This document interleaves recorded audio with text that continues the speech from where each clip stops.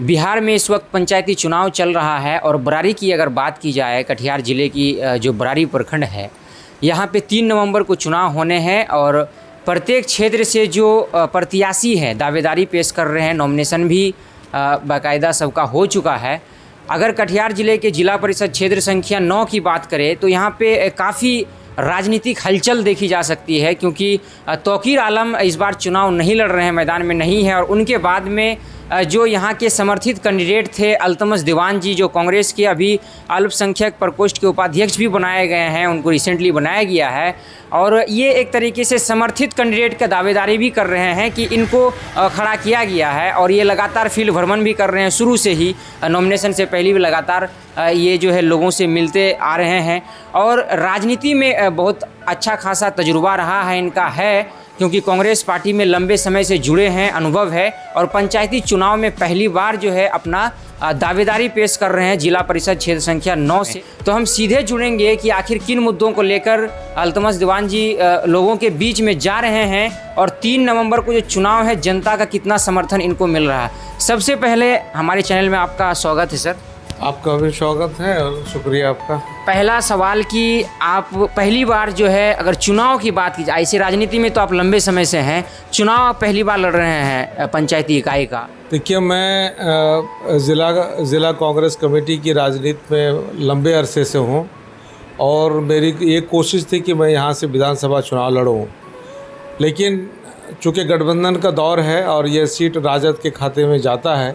मैं एक सैद्धांतिक आदमी हूँ और दल बदल करने की मेरी ना नीयत है ना मेरी आदत है, इसलिए मुझे लगा कि अब हमें जिला परिषद का चुनाव लड़ना चाहिए। पार्टी में ऊपर लेवल पे जनाब तारिक साहब के नेतृत्व में ये बात हुई तौकीर साहब के सामने में कि चूँकि आप विधानसभा चुनाव लड़ते हैं और राष्ट्रीय सचिव बन गए हैं, इसलिए आप पंचायत निकाय का राजनीति आप छोड़ दीजिए, अल्तमश दीवान को इस बार मौका दिया जाए। तो उन्होंने बड़ा दिल दिखाते हुए वो उन्होंने छोड़ दिया है और तभी से मैं पिछले 1 साल से मैं लोगों के बीच में जा रहा हूं कि मैं इस बार जिला परिषद का चुनाव लड़ूंगा। ये पंचायत निकाय का चुनाव है, निकाय स्थानीय लोगों का चुनाव है, जो जहां रहते हैं ये उनका हक है। हर इलाके में मुझे भी बहुत लोगों ने कहा कि आप क्षेत्र संख्या 12 से लड़िए, लेकिन मेरा कहना है कि वहाँ जो लोग हैं ये उनका हक है, ये मेरा हक नहीं है। मैं जो रहता हूँ सिक्कट पंचायत में, ये मेरा हक है कि मैं क्षेत्र संख्या 9 से लड़ूँ और मैं लड़ रहा हूँ और लोगों का भरपूर प्यार समर्थन मिल रहा है। क्या मुद्दा रहेगा विशेषकर?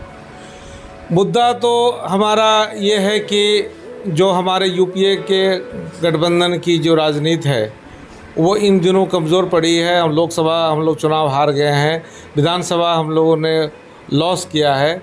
तो हमारी कोशिश ये होगी कि जिला में जिला परिषद की जो सरकार बने वो यूपीए की सरकार बने, और जब हम लोग चुनाव जीतेंगे, सरकार बनेगी, तो हम लोग क्षेत्र के लिए जो जितना हो सकेगा ज़्यादा से ज़्यादा काम हम लोग करेंगे, क्योंकि जिला परिषद का पद ही ऐसा पद है जहां पढ़े लिखे लोगों का ये पद है, जहां पर आपको जिला पदाधिकारी और डीडीसी के बीच में बैठते हैं, वहां बात करके अपने क्षेत्र की जो समस्या है उनका समाधान आपको निकालना होगा। यहाँ गांव में पंचायती करना एक अलग बात है, लेकिन ज़िला में बैठकर पदाधिकारियों से बात कर आप अपना काम निकालना, जनता के लिए काम निकालना अलग बात होगी। आप बोल रहे हैं कि तौकीर साहब की चुनाव लड़ने के बाद में अगर देखा जाए तो आप समर्थित उम्मीदवार हैं, जैसा आपने कहा है। अन्य भी 1-2 कैंडिडेट है जो दावे कर रहे हैं कि तौकीर आलम के बिहाफ पे वो अभी चुनाव लड़ रहे हैं। तो जनता तो यहाँ कन्फ्यूज है, फिर जनता किनको समर्थन दे?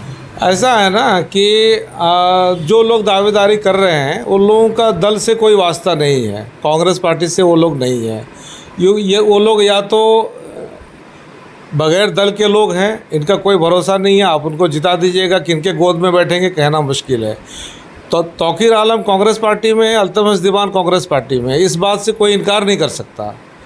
और पार्टी में आपस में बात हुई है, ये बात भी है। और जो कुछ लोग उनका नाम लेकर के उनको बदनाम करने की कोशिश कर रहे हैं तौकीर साहब को, कि तौकीर साहब ने उन लोगों को लाया है अल्तमश दीवान को हराने के लिए, जबकि ऐसी कोई बात नहीं है। लोग खुद आए हैं और नाम तौकीर साहब का ये लोग उनका नाम का नाजायज़ इस्तेमाल उठाने की कोशिश कर रहे हैं ये। तौकीर आलम जब अभी नहीं है कैंडिडेट, अभी वो चुनाव नहीं लड़ रहे हैं, तो ऐसे में कैंडिडेटों की संख्या ज़्यादा बढ़ रही है। मुस्लिम कैंडिडेट की अगर बात करें, कितना टफ होगा चुनाव इस बार? बिल्कुल कोई टफ नहीं होगा, क्योंकि क्षेत्र की जनता को एक पढ़ा लिखा उम्मीदवार चाहिए, स्थानीय उम्मीदवार चाहिए, जो हम पूरा करते हैं। मेरी जो निष्ठा है समाज के प्रति, वो किसी से छुपा हुआ नहीं है। मैं सिरसावादी आंदोलन से रहा, आरक्षण आंदोलन से रहा, एनआरसी की लड़ाई हम लोगों ने लड़ा। हमने पूर्णिया में जो कन्हैया कुमार का प्रोग्राम ऑर्गेनाइज़ किया, पटना में जो गांधी मैदान में जो प्रोग्राम हुआ, उस कार्य समिति का मैं सदस्य हूँ। उसमें 2 बार मीटिंग करके गांधी मैदान का प्रोग्राम किया। कटिहार में हमने 3 दिन भूख हड़ताल किया एनआरसी के ख़िलाफ़ में। और जितना भी समाज से जुड़े हुए जो भी मुद्दे हैं, उसके लिए हमने काम किया है। लोग हमारे काम को जानते हैं और ये भी जानते हैं कि ये पढ़ा लिखा आदमी है, स्थानीय आदमी है, तो इनसे ही काम हमारा हो सकता है। बाकी जो लोग हैं उनका कोई उनके व्यक्तित्व का कोई अता पता नहीं है कि वो आने वाले समय में क्या करेंगे, किधर जाएंगे। इसलिए मेरे लिए लोगों ने मन बना लिया है। मैंने कभी चुनाव नहीं लड़ा इसलिए कि मैं एक सैद्धांतिक आदमी हूँ। मेरा था कि मैं विधानसभा चुनाव लड़ूँ, विधानसभा टिकट नहीं मिला, इसलिए मैं 50 साल पूरे होने के बाद मैं पहली बार आ रहा हूँ। मेरा सोच ये है कि काम जनता के लिए होना चाहिए, खुद को लाभान्वित करने के लिए काम नहीं हो, बल्कि जनता के लिए काम हो। और जनता के काम करने के लिए मैं आया हूँ। मैं खुद के लिए नहीं आया हूँ कि मैं फलाना चीज़ बन जाऊँगा तो इतना कमा लूँगा, ये कर लूँगा, वो कर लूँगा। इसकी कोई ज़रूरत नहीं है, ऊपर वाले ने हमको दिया है।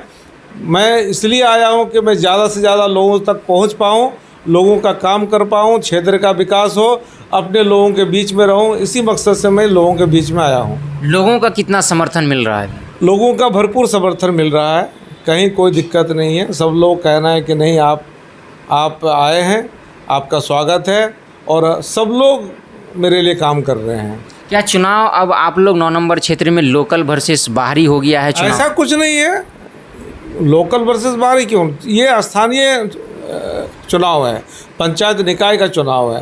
पंचायत के अंदर में जो लोग हैं उन लोगों के बीच का चुनाव है। बाहर के लोगों का तो कोई मतलब नहीं है। कि बरारी की धरती एक जरखेज़ धरती है, फर्टाइल धरती है।